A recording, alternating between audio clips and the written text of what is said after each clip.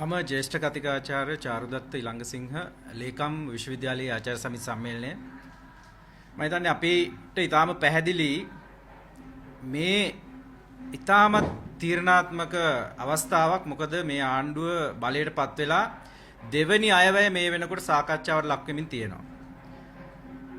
එතකොට මේ ආණ්ඩුවේ අපි කතා කරන මේ අධ්‍යාපන ශාස්ත්‍රය ගත්තහම අපි 106ක් ඉල්ලලා මේ කොඩිය අරගෙන ඉස්සරහම ගියපු අය තමයි දැන් අධ්‍යාපන අමාත්‍යවරු විදිහට එහෙම නැත්නම් වෙනත් පාර්ලිමේන්තුවේ മന്ത്രിවරු විදිහට ඉන්නේ. බහුතරයක් එහෙම ඉන්නවා. හැබැයි අපිට කිසිම විදියකින් පේන්නේ නැහැ මේ 106 පිළිබඳ කිසිම අවධානයක් යොමු කරලා තියෙනවයි කියලා. ඒක තනිකරම කඩවුණු පොරොන්දුවක් බවට පත් වෙලා.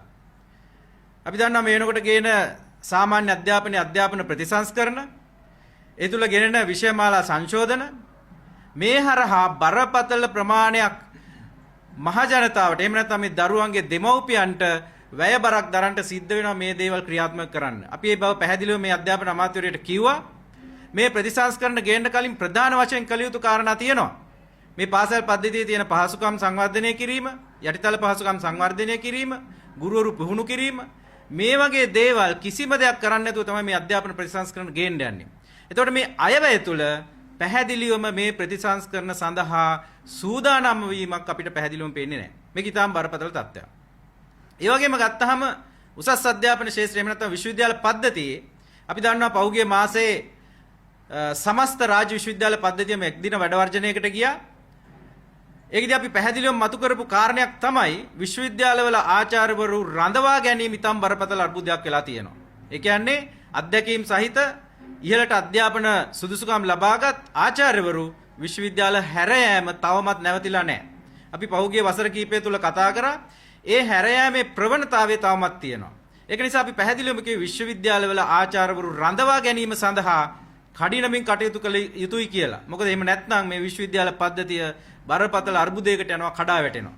ඒ වගේම තමයි විශ්වවිද්‍යාලවලට ආචාර්යවරු බඳවා ගැනීමත් ඒ හා සමානව බරපතල තත්වයක තියෙනවා. සමහර ක්ෂේත්‍රවල සමහර පීඨවල ආචාර්යවරු බඳවා ගැනීම සඳහා කටයුතු කළත් ඒවට අයදුම් නොකරන තත්ත්වයක් තියෙනවා. ඒතකොට මේ තත්ත්වය අපි ජනාධිපතිවරයා සමග සාකච්ඡා කරා. එතනදී පැහැදිලිවම කිව්වේ විශ්වවිද්‍යාල ප්‍රජාවට තියෙන පහසුකම් මේ සියලු දේ පිළිබඳ සැලකිලිමත් වෙලා ඉදිරියේදී කටයුතු කරන්න කියන කාරණේ. ඒක නිසා මේ අයවැය තුල අපිට තවමත් පෙනෙන්නේ නැහැ මේ හා සම්බන්ධයෙන් මොනවද කරලා තියෙන්නේ, එහෙම නැත්නම් මොනවද අරන් තියෙන පියවර කියලා. ඉතින් මේ தত্ত্বය අපි බලනවා මේ ලබන සතිය තුල එන අධ්‍යාපනය පිළිබඳ වැය ශීර්ෂයේ මොනවද තියෙන්නේ කියන කාරණේ. ඒක තාම සාකච්ඡා වෙමින් තියෙන්නේ. හැබැයි අපි පැහැදිලිවම කියනවා විශ්වවිද්‍යාල ආචාර්යවරු එක් දින වැඩ වර්ජනයකට ගියේ මේ පද්ධතියේ තියෙන ගැටලු විසඳා ගන්න, මේ පහසුකම් සකස් කර ගන්න. ඒවා අපි පැහැදිලිවම ජනාධිපතිවරයාට කියලා තියෙනවා. අදාළ තැන්වලට දැනුම් දීලා තියෙනවා. හැබැයි ඒවට විසඳුම් මේ අයවැය තුල එන්නේ නැත්නම් අපිට නැවතත් සිද්ධ වෙනවා විශ්වවිද්‍යාල ආචාර්ය සමිති සම්මේලන විදිහට මේ රාජ්‍ය විශ්වවිද්‍යාල පද්ධතිය සුරැකීමට, මේක රැක ගැනීමට, මේ පද්ධතියේ කඩා වැටීම නවත්වා ගැනීම සඳහා විශ්වවිද්‍යාල ආචාර්යවරුන්ගේ සමිති සම්මේලනයේ මේ වෘත්තීය ක්‍රියාමාර්ග වලට යොමු වෙන්න. ඒක නිසා අපි ඊටාම් පැහැදිලිව කියන්නේ මේ අයවැය අවසන් වීමට පෙර මේ පද්ධතිය ආරක්ෂා කර ගැනීම සඳහා අවශ්‍ය වැඩ කටයුතු කළ යුතුයි. ඒ වගේම අපි දන්නවා මේ ආණ්ඩුව එනකොටම කියපු කාරණයක් තමයි අධ්‍යාපනයෙන් මේ දේශපාලනයේ මේ සම්බන්ධ වීම ඉවත් කරනවා. එහෙම නැත්නම් මේ පාසල් පද්ධතිය තුල අපි පහුගිය වසරවල දැක්කා විවිධ විදියට දේශපාලඥයන් ඒ සඳහා මැදිහත් වුණා. පාසල් පද්ධතිය තුල විවිධ ක්‍රියාකාරකම් කරා.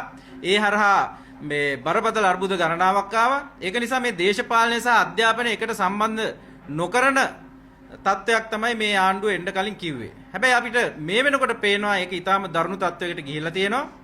රජරට විශ්වවිද්‍යාල මේ වෙනකොට අඛණ්ඩ වැඩ වර්ජනයකට ගිහිල්ලා මාසයකට ආසන්න කාලයක් ඇවිල්ලා තියෙනවා. හැබැයි ආණ්ඩුව මරණින්දේ. තවමත් මරණින්දේ. ආණ්ඩුවට වැඩක් නැහැ. මේ රටේ එක විශ්වවිද්‍යාලයක් මාසයක් දෙකක් තුනක් නෙමෙයි කොච්චර කාලයක් වහලා තිබ්බත්. ඒක තමයි අපිට තේරෙන්නේ. මේ සම්බන්ධයෙන් අපි සියලු පාර්ශ්ව දැනුවත් කරලා තියෙනවා. රජරට විශ්වවිද්‍යාලයේ ආචාර්යවරු දැනුවත් කරලා තියෙනවා. හැබැයි මේ වෙනකන් ආණ්ඩුවෙන් කිසිම ප්‍රතිචාරයක් නැහැ. මේක ඊටාම කනගාටුදායක තත්ත්වයක්. මේ ආණ්ඩුව අධ්‍යාපනය සම්බන්ධයෙන් දක්වන ප්‍රතිචාරය මේකද? අපි ඊටාම පැහැදිලිව කියනවා අධ්‍යාපන ශාස්ත්‍රයේ හිටපු කෙනෙක් අධ්‍යාපන ඇමති වෙලා ඉද්දිත් මේ රටේ විශ්වවිද්‍යාල වලට පත් වෙන ඉරණම මේකද? ඒක නිසා මේ தත්ත්වය අපි කියන්නේ ජනාධිපතිවරයාට බැරෑරුම ගන්න මේ රජරට විශ්වවිද්‍යාලය දැන් වහලා එහෙම නැත්නම් මේ වැඩ වර්ජනයකට ගිහිල්ලා මාසයකට ආසන්න කාලයක් ගත වෙනවා. ලබන සතිය වෙනකොට මේ සඳහා විසඳුමක් ලබා දිය යුතුයි. අපි දන්නවා පහුගිය ආණ්ඩුවෙන් පත් කරපු පාලක සභාවක් තිබ්බා. ඒ පාලක සභාවෙන් 3 දෙනෙක් පත් කරලා එව්වා, යෝජනා කරලා එව්වා උපකුලපති විදියට පත් කරන්න. හැබැයි ඒක කිසිම දෙයක් නැතුව නැවත ආපසු හරවා යවුවා. ඊට පස්සේ මේ ආණ්ඩුවෙන් නැවත පාලක සභාවක් පත් කරා.